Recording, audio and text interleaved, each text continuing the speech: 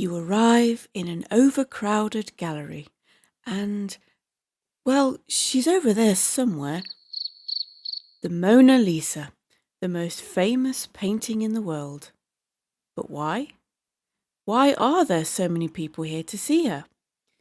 Is it the smile, the technique, the mystery? Or is it something much simpler? Something far less romantic? Maybe it's crime. The coolest crime. A theft that turned an old painting into an icon. But that's just the surface, because look closer and you'll see something more. An artist chasing perfection, obsessing over a single detail that haunted him his entire life. Was this portrait Leonardo's masterpiece, or was it his unfinished experiment? And in the end, did the crime make the painting famous, or did the painting make the crime worth committing? Before 1911, the Mona Lisa wasn't the global phenomenon it is today. It was respected, but not the most famous painting in the world. Art lovers admired it, historians studied it, and the Louvre treated it as an important piece. But it didn't draw the massive crowds it does now. It was just another masterpiece among many. That changed with a single crime, one that would transform a quiet, centuries-old portrait into the most recognizable image on the planet. It all started with Vincenzo Perugia, an Italian handyman who believed the Mona Lisa belonged in Italy. He wasn't a master thief, he wasn't part of some grand art heist, he was just a guy with a grudge, an opportunity, and a very simple plan. On August 20th, 1911, Perugia walked into the Louvre dressed as a museum worker. He had real experience working at the museum. He'd even installed the protective glass on some paintings. So, when he strolled in wearing a white schmuck like the other employees, no one gave him a second glance. That night, he hid inside a supply closet. He waited. The museum closed. The halls emptied. Then, in the early hours of the morning, while Paris slept, he made his move. Perugia stepped out, walked straight to the Mona Lisa, and lifted it off the wall. He carried it into the service stairwell, removed its protective frame, and stuffed the unframed panel under his coat. Just like that, it was gone. The next morning, the Louvre opened as usual. Hours passed before anyone realised the Mona Lisa was missing. A painter setting up his easel nearby noticed the blank space on the wall and assumed it'd been taken for cleaning or maintenance. It wasn't until more than 24 hours later that the truth sank in. The Mona Lisa had been stolen. The news exploded across France, then across Europe, then across the world. Newspapers ran frantic headlines. Who stole Da Vinci's masterpiece? Theories spread like wildfire. Some suspected a wealthy collector had orchestrated the theft. Others believed it was a modern artist trying to make a statement. The poet Guillaume Apollinaire was even arrested under suspicion, and Pablo Picasso was brought in for questioning. For 2 years the painting remained missing, and speculation grew wilder. Crowds flooded the Louvre, not to admire the museum's other works, but to stare at the empty spot where the Mona Lisa once hung. The theft had done something no artist, critic, or historian had managed to do. It had made the Mona Lisa legendary. Meanwhile, Perugia was hiding the painting in a wooden trunk in his tiny Paris apartment. He had pulled off one of the most famous heists in history. And yet, he didn't know what to do next. Eventually, in 1913, he made his move. He contacted an art dealer in Florence, claiming he had the Mona Lisa and wanted to return it to Italy. His version of rescuing the painting from foreign hands. The dealer, suspicious but intrigued, agreed to meet him. When Perugia pulled the Mona Lisa from its hiding place, The dealer immediately recognized it as the real thing, and then, just as quickly, he called the police. Perugia was arrested, the Mona Lisa was recovered, and overnight the painting's fame skyrocketed to a level no one could have predicted. When it was returned to the Louvre, crowds gathered not just to admire it, but to witness it. It had become more than a painting. It was now a symbol, a mystery, a piece of history. People wanted to see the art that had vanished for 2 years, the portrait that had fooled the world, the masterpiece that had taken on a life of its own. Would the Mona Lisa still be famous without the theft? Maybe, but would it be this famous? Probably not. That one crime didn't just steal the Mona Lisa, it really made it immortal. But is that actually why it's famous? There's no denying the theft turned the Mona Lisa into a household name. It gave the painting a dramatic backstory, the kind of mystery that makes people lean in, whisper conspiracies, and obsess over every detail. But people were already obsessed with the Mona Lisa long before Perugia ever laid eyes on it. Why? The answer isn't just about the heist, it's about Leonardo da Vinci himself.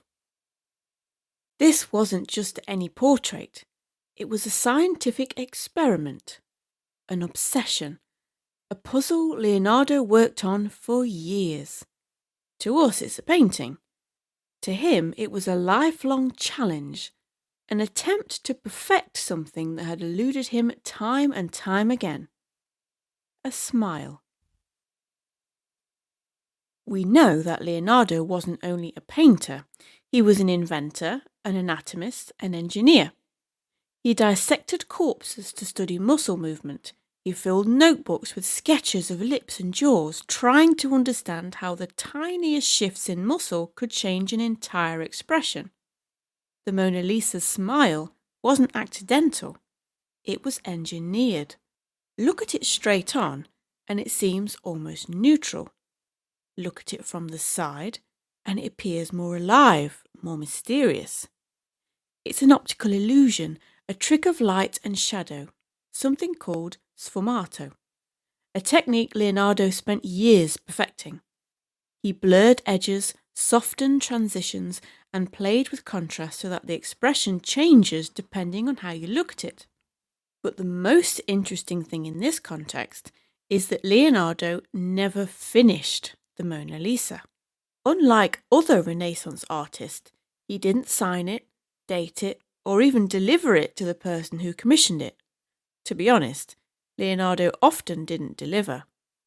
But that's a whole nother story.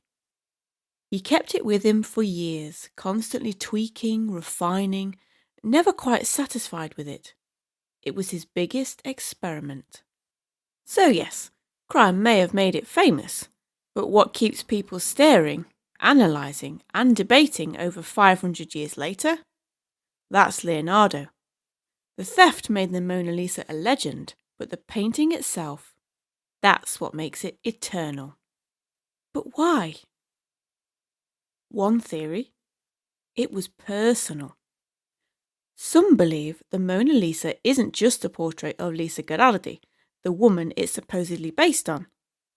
There's a theory that the painting is a self-portrait, Leonardo's own face subtly transformed into a feminine version of himself. Another idea is that it was his most personal artistic challenge. Leonardo spent his life studying human anatomy, as we discussed earlier, but again, there was one thing he could never quite perfect: women's smiles. A fleeting, living expression, something that changed in an instant. His early experiments in painting with women's mouths produced some mixed results that he settled on something that we all know and is part of the Leonardo brand now.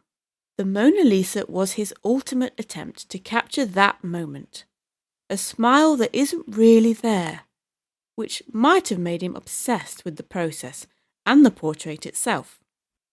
But what if it wasn't a triumph? What if it was a frustration? Leonardo was known for leaving projects unfinished. He started grand inventions, detailed sketches and intricate designs, only to abandon them halfway through. His notebooks were filled with ideas of flying machines, intricate war inventions, even designs for an entire city built to resist the plague. He spent years working on a massive bronze horse statue for the Duke of Milan, only for it to be abandoned when the war broke out. His Battle of Angiani, a mural that was supposed to be his greatest masterpiece, was left unfinished, possibly destroyed, lost to time. Even his famous completed masterpiece, The Last Supper, began dropping off the wall from the moment it was finished, because he used an unproven and silly technique. But the Mona Lisa, he never really let it go. He carried it with him for years, tweaking, adjusting, refining. Even in his final days in France, he was still making changes. Some say he was trying to achieve perfection. But even after all that, it's still imperfect. For one, Leonardo was obsessed with making the Mona Lisa seem alive. Yet the perspective in the painting isn't quite right. Her eyes follow you, but the background, it doesn't match. The left and right sides of the landscape sit at different horizons, almost as if two paintings were stitched together. Some believe this was intentional, a way to make her look even more mysterious, the work more dynamic. Others think it was an error Leonardo never fixed. Then there's the paint itself. He used delicate thin layers of glaze to create the soft shadows and that elusive smile. But over time, those layers have darkened and cracked, distorting the painting. Some of the detail he worked so hard to perfect is literally vanishing. And finally, the thing that haunted Leonardo the most, the smile. Yes, it's mesmerizing, but is it right? Some experts believe Leonardo was never quite happy with it. That's why he kept working on it, always adjusting. Maybe he never solved the puzzle he set out to crack. So, after all these years, perhaps the Mona Lisa remains unfinished, in Leonardo's eyes, and so in reality. And maybe that's why we can't stop looking. But maybe that's the secret. Maybe the Mona Lisa isn't just unfinished, it's unsolvable. It's a painting caught in an endless loop, always shifting, always changing, never quite revealing everything. And that's why, centuries later, we're still trying to figure it out. So, was it the crime that made it famous, or was it Leonardo's relentless pursuit of perfection? The truth is, it's both. The theft transformed it from a respected painting into a global sensation. By the time it was recovered, it had become more than just a work of art. It was a legend. But media hype fades.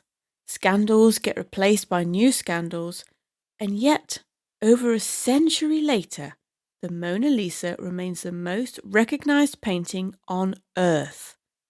Of course, it's not just the theft that keeps people coming back, it's the painting itself. Because when you stand in front of it, there's an unsettling feeling that's hard to explain. The smile. It shifts, flickers, almost as if it knows something you don't. The eyes, locked onto you, unblinking, following your every move. The softness, the light, the depth, the intriguing background. It doesn't feel like a painting on a canvas. It feels alive. This is Leonardo's true genius. He was testing the limits of perception with this painting. He layered delicate glazes to create an optical illusion where the smile disappears when you look directly at it and reappears in your peripheral vision. He manipulated light and shadow to make the painting seem to move. He created an effect so subtle, so ahead of its time, that even now people are still trying to understand exactly how he did it. And maybe that's the reason it hasn't faded into history. It's not just a portrait, it's a question, it's a challenge, it's a puzzle Leonardo never stopped solving, and neither have we. Maybe we all become a little obsessed with an impossible goal. Maybe that's human, chasing perfection, even when we know we'll never catch it. Thanks for watching. If you enjoyed what you saw here, please tap the like button and subscribe to our channel for more of art's wonders.